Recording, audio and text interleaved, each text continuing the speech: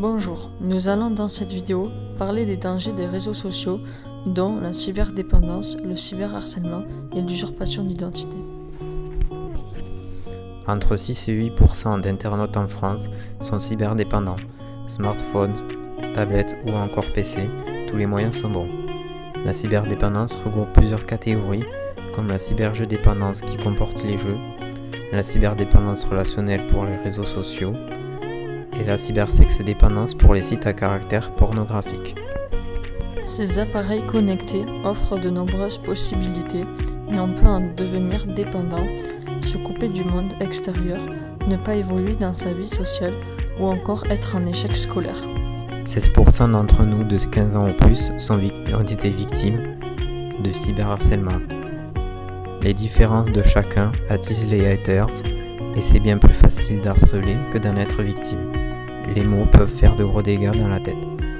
En plus, la majorité des harceleurs ne se rendent pas compte des résultats sur les victimes. On peut citer du traumatisme au suicide. Vous connaissez le harcèlement à l'école ou au travail, mais n'oublions pas le cyberharcèlement qui se passe sur les réseaux sociaux, qu'on utilise tous les jours et dans n'importe quel lieu. Ils sont accessibles à tous et à tout âge. Et c'est pour ça qu'évidemment, vous devriez arrêter d'harceler et d'être harcelé.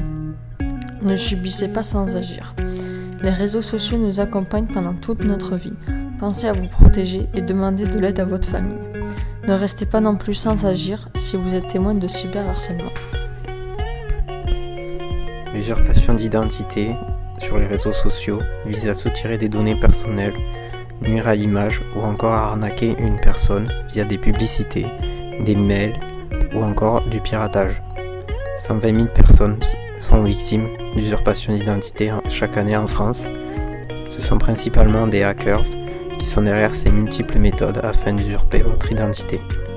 Ces hackers peuvent avoir accès à toutes vos données personnelles telles que vos coordonnées bancaires ou encore votre adresse et vos contacts.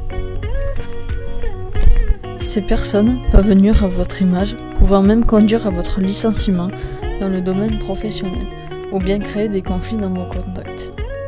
Pour s'en protéger, selon la CNIL, il faut tout d'abord éviter de cliquer sur des liens dont vous n'êtes pas certain d'où ils proviennent, des courriels vous demandant des données personnelles. Il faut également ne pas enregistrer votre mot de passe sur votre navigateur. Il doit contenir entre 8 à 12 lettres, chiffres et caractères spéciaux, et doit être changé tous les 3 à 4 mois. Ne notez pas non plus votre mot de passe sur votre smartphone.